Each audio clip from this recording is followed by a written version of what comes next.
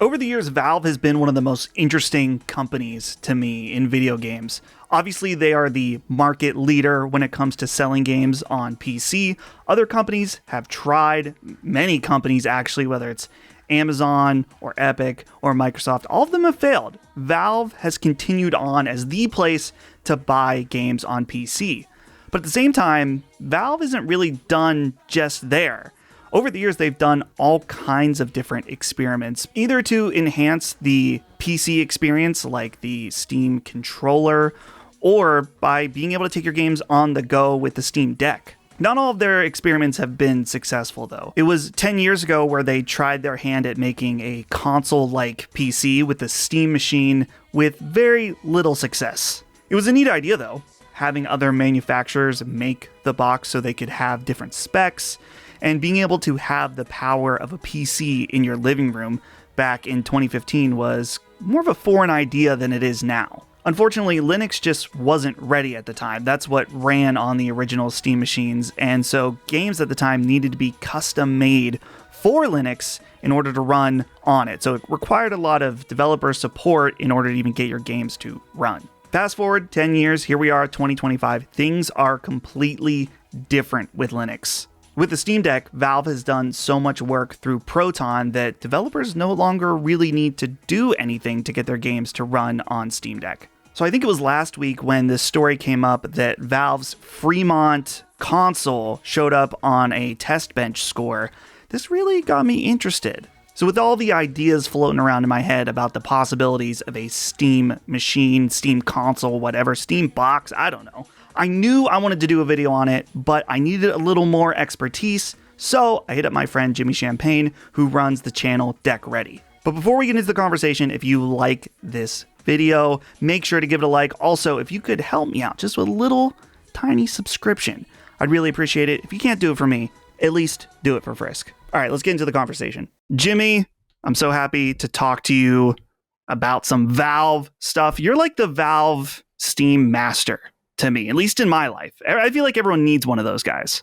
Big fish in a small pond over here in the Steam Deck YouTube land. We're talking about the leaked Valve, what is it called? Fremont. Okay, we're not cutting that out. The Fremont, the Steam box device. This was really interesting to me. Obviously, Valve has stepped back into the hardware game in a major way with Steam Deck, and that's where your primary area of interest is. It seems like they're diving back into the console space in one degree or another. And this is something that I've been talking about on Sacred Symbols on and off for, it feels like years now at this point, since the Steam Deck. Is just that Valve tried with Steambox, however long ago that was, and spectacularly failed. Major fail. Yeah, I mean, due to a multitude of reasons, but I'd say primarily being stuck on Linux in a different era. So clearly now we're many, many years removed from that. And Valve has kind of transformed Linux in a way that not only just works for them, but benefits them.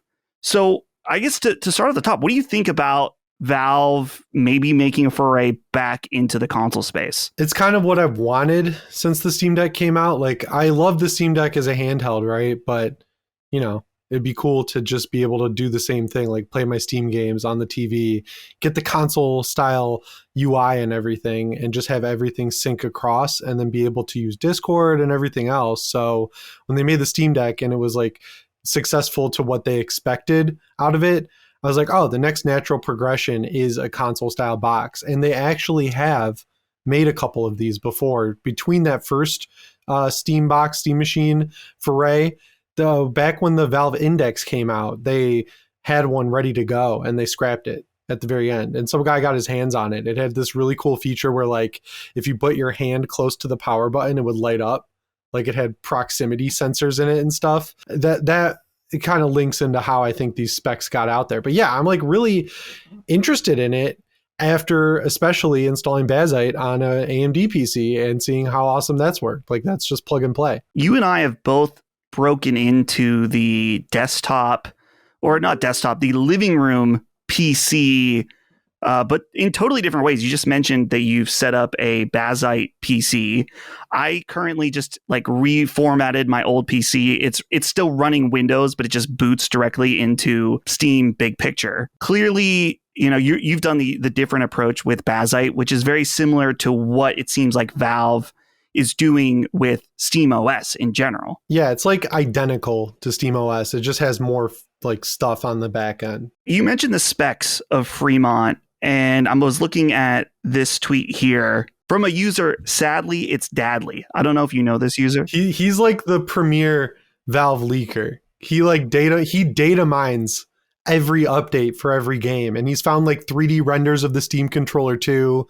He's found 3D renders of the VR headset. Like, this guy's like legit. Well, that's good. So he says here, Valve Fremont recap: a TV focused PC box / console running SteamOS, has a dedicated HDMI port, has a semi-custom CPU based on Hawk Point 2, but with a removed iGPU, has custom Valve motherboard / case, and a dedicated RX 7600 GPU, no shared RAM. Geekbench is from Taiwan. So this is what we know. And there's like, you can view the Geekbench score. And to be honest, I'm not super qualified to talk about I don't know that. anything. I didn't even know what Geekbench was. And I should have, because we used it a lot when I was working for Austin Evans, but I didn't connect the dots. I was like, okay, I guess this is real. A lot of people are talking about how the specs are kind of middling. This is an older GPU in it, and probably wouldn't even necessarily perform as well as a PlayStation 5. I don't want to get into specs too much, but I don't either. I feel like this is this is a test model, right? Like, surely. So it could either be a test model, or though that other console I mentioned earlier that they canceled, a YouTuber named like Bingus Studio got his hands on it, and then he installed Windows on it and then ran Geekbench during his video. And this thing is running Windows. So I'm thinking maybe this is either, something that got out of Valve and a YouTuber got it and they installed Windows on it and then ran Geekbench, because that would make it show up on Geekbench. Or like what you said, it's just old. When I was investigating this, I talked to Dustin and I's mutual friend, Tom, Moore's Law is Dead. And I was like, yo, is this legit? Because anything technical now, I just ask him if it's legit. And he, long story short, said that it would be cost prohibitive for them to use a GPU from that generation, because the performance gains from RDNA 5 are so amazing that they could technically put a worse chip graphics card inside of the PC, but it would cost less to do it because of the performance gains. So yeah, the big reason a lot of people are kind of dubious that this is what's going to make it to market is because it's using such old tech. Like, I think it's still RDNA 2. It wouldn't make sense for them to release a product using it in 2025 or 2026. The thing that I'm the most interested when it comes to specs aside, is just the idea of Valve jumping back in. It feels like we're at a really weird point with consoles in some ways, particularly PlayStation. Speaking of, Moore's Law is Dead leaked the idea of the PlayStation handheld device that will be coming alongside the PlayStation 6. Xbox with their ROG handheld and taking a more PC focused approach for the next device. The rumor has been that it could run Steam itself and basically is going to be a PC. So it feels like there is a huge shift going on. It feels like it's perfect timing for Valve to come in and kind of shake things up, particularly if Xbox is making what's basically a glorified PC. Yeah. Have you seen anything about the Xbox full screen experience? Is that the new version of Windows for gaming? So when they announced it, they made it seem like it's very similar to SteamOS, where, you boot into game mode, and to get to the desktop mode, you kind of have to restart it to get back and forth. It's like a little bit quicker of a process, but blah, blah, blah. You have to restart it. Then at Gamescom, people got a bigger hands-on with it, and they were able to kind of screw around with it before the Asus or Xbox people would grab it from them. And it turns out it's just like killing the taskbar, which takes up like 2 gigs of resources and it's just the Xbox app running on top. So like you could switch to the desktop instantly, but if you want to get back to the full screen experience, you have to restart it because it has to kill the taskbar and a few other services. So like it's a good step in the right direction, but it's not going to suddenly make the Windows platform just like a clone of what you already have on your Xbox. It's like big picture mode for the Xbox app, basically. I feel like Windows is like scrambling at this point where they're like, oh shit, we could lose the living room aspect of gaming. And what really woke them up to that was the Legion Go S, because this is like the first device that is the exact same hardware, but Lenovo released a white one that runs Windows 11 and a purple one that runs SteamOS.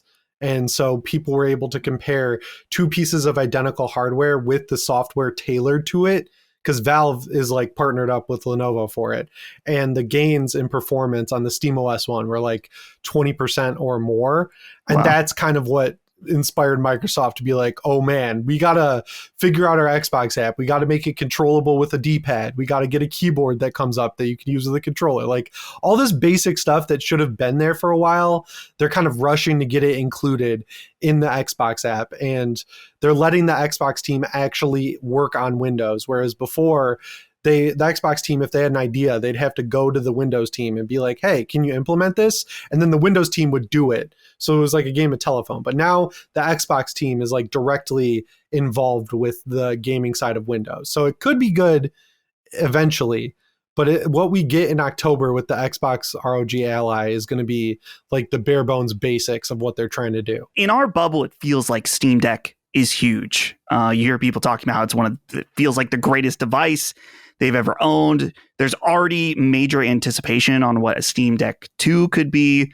But at the same time, when you look at the grander picture of things, it's actually like a super niche device. Super niche. And that's just like the handheld PC space in general is very niche. My big question, I'm curious what you think about this, is just with a Valve, a Valve branded PC that's designed to live in your living room, do you think that they have a chance to make a dent in the industry at all? I think it's going to be tough to get PS5 users to kind of abandon PlayStation because of the same reason Xbox Series X has had so much trouble. Like it's a big ask to be like, hey, Steam is great. We have this awesome new interface and operating system, and your saves go with you everywhere you want, but you've got to rebuy every game you bought digitally or added to your account through PlayStation Plus for 2 generations now. That's a super tough sell. But with Xbox kind of like giving up, really, I feel like you could capture a lot of those people very easily. And if you make something that's good enough, like more competitive hardware wise, then you start capturing the existing PC user base, because the PC user base, it gets kind of gamed. But like when people say, oh, women are 50% of gamers, and it's like they're counting Candy Crush, it's like that situation where they're counting, any old game that you play on PC makes you a PC gamer. So like the user base of PC is big, but not as big as PlayStation. So I feel like if you combine it with what Xbox is going to lose based on their recent moves and mistakes, I feel like PlayStation's still going to remain dominant. Nintendo's kind of doing their own thing, and they're, a supplementary console to a PS5 owner or an only console for a Nintendo owner. So like Steam kind of has an opportunity to replace Xbox. But the idea that some people seem to have where it's just going to overnight overtake everything and be this dominant force, I feel like we're at the beginning of a moderately long journey there. They have some big uphill battles, particularly, first of all, with SteamOS. I think one of the major things is just that while the compatibility is better than it's ever been, there's still core titles that just do not work on SteamOS. And they're some of the biggest titles, particularly Call of Duty, probably is the biggest one where it does not run on SteamOS due to anti-cheat. Yeah, it's like every EA game too, like Battlefield, Apex Legends, Battlefield 1. Right. Grand Theft Auto is another big one that worked for a long time, and then Rockstar woke up one day and was like, we don't want to support it anymore, so they like broke the anti-cheat. That is the biggest hurdle, and I've talked about it a lot. I'm like, Valve, you need to be like, how Sony, like for the Callisto protocol, they sent people over to the developer to help them make it work well with the DualSense and work better on PS5. Valve needs to send people out to like EA and be like, look, there's a dedicated group of people on this thing. support them. The other thing too is just that Valve needs to be competitive in terms of hardware performance as well. And that's one area where I feel like PlayStation is going to have a big advantage, or at least it seems like when it comes to their partnership with AMD, what they're doing with PSSR, it already sounds like we're getting some kind of major PSSR update already on PlayStation 5 Pro that's going to be pretty significant. And so they have a big step forward as far as like pricing the device to be competitive while maintaining that high level of performance. Yeah, I think one core difference is PlayStation has kind of given up on the idea of selling their consoles at a loss. They're going for profit, whereas the Steam Deck, when it came out, was subsidized to get it to that $399 price point. They said it was painful, but like they figured it out. And Valve, I feel like, would be much more willing this early in the game to sell whatever hardware they make at a loss. And if you have a PC right now, if it has an AMD GPU, you can install SteamOS on it, which means like anyone could effectively just join without buying new hardware. But they gotta market it, right? Like they haven't done any marketing for the Steam Deck really outside of what we've seen on Twitter and when they invited Linus and a few other people out when they announced it. And I think that's like by choice, right? Like they wanted to see if they can make SteamOS viable, the Steam Deck viable. Now that it is, I feel like whatever they end up doing next, they're going to start marketing it and selling it in stores. Because I feel like that's another reason why it's not exploding numbers wise, is because you can only buy it from Valve directly through Steam. Well, I would imagine that's partially just because if they are selling it at a loss, then as soon as you get other retailers involved, they need to take a cut as well. So it's like this, in order to sell it at this price, they have to do it themselves. So you're right, though, because I was just thinking like a lot of people don't even know what a Steam Deck is. And it's just because when they walk into a Best Buy or Walmart or whatever, you don't see them there. There's no shelf presence, except for maybe in Japan. I saw a few. Yeah, you can see them in stores in Japan, which isn't they've been sending people out to like Tokyo Game Show and other sort of trade events in other countries. Never really in the United States, but like in Asia specifically, they're really going hard on trying to get the awareness out there because PC gaming is huge over there. It's in China specifically.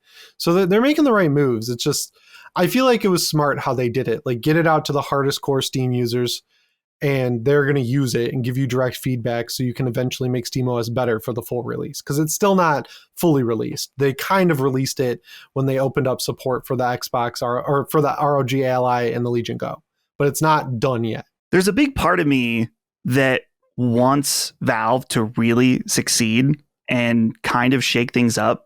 And it's maybe a little ironic coming from me as a big PlayStation podcaster. Obviously, I love PlayStation. Yeah. So do I. I have a PlayStation YouTube channel. Right. Yeah. PlayStation, particularly now that Xbox is not really competition anymore, is kind of left unchecked in a lot of ways.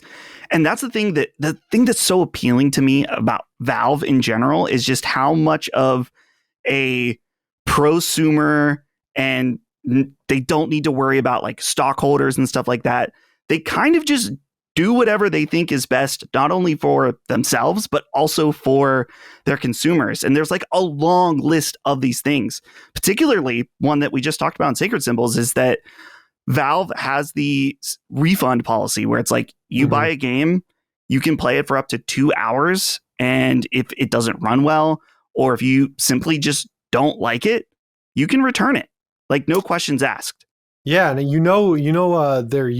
people are utilizing that because now you're getting AAA games where the intro that's completely different, like in Star Wars Outlaws, where the intro is like an Uncharted game, and then it dumps you into the open world. That intro lasts like 2 hours and 3 minutes. It's like they're trying to make sure you get into the actual game to the point where you can't refund it. So I love that feature. And on PS Ready, I was like, Sony should steal this. Like they should take what they just did, where they did improve their refund feature by letting you do it through the app. They should just do what Valve does, like let you demo games for 2 hours. I'm sure they'd sell more games that way in the long run. In a lot of ways, I feel like Valve has also kind of checked a lot of big AAA developers as well.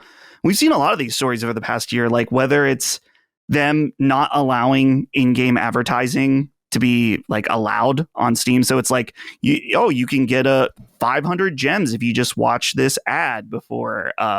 Like you just simply cannot do that on Valve. And I feel like that's probably made a ripple effect for other consoles as well, where it's like a developer is not going to implement it just for PC. Yeah, the only worry I have with Valve is whoever takes over after Gabe Newell, because they're a private company, right? Like it would suck if he retired, passed it on to someone, and they were like, oh, we're going public, and then they're going to be forced to follow the same wins as everyone else, right? Like they got to prioritize shareholders instead of just trying to make a good product. You mentioned a little bit ago the Steam controller that was leaked, which basically just looks like two ends of a Steam Deck put together with the touchpads, like a reverse PlayStation Portal. Like, right? Yeah, that's exactly like right. if you took the screen off and just mashed it. I don't know about you, but I actually love that idea. Me too. I can't stand when I'm using my downstairs living room PC. I have a crappy little keyboard that's like ready to go in case, because I know you can use the controller as a mouse and stuff, but it's like I hate having to keep that around all the time in case like a prompt comes up or something that I need to press or whatever. So what do you think about that controller? I want that. I think that's more evidence that they're waiting for the console, to be announced or be ready before they release that controller, because the files, it's been iterated on a lot and it's basically done. Like they stopped working on it. So it's in production probably right now, ready to come out. But I use the touchpads all the time. I don't use the back buttons as much. I just talked about that in a video, but I love the touchpads. Like once I realized that they're radial and not directional, like up, down, left, right, they're radial for scrolling, that just made them click with me. And I use them in so many games that I don't like using a regular controller now sometimes. But in the meantime, my main go-to is the 8BitDo Ultimate 2.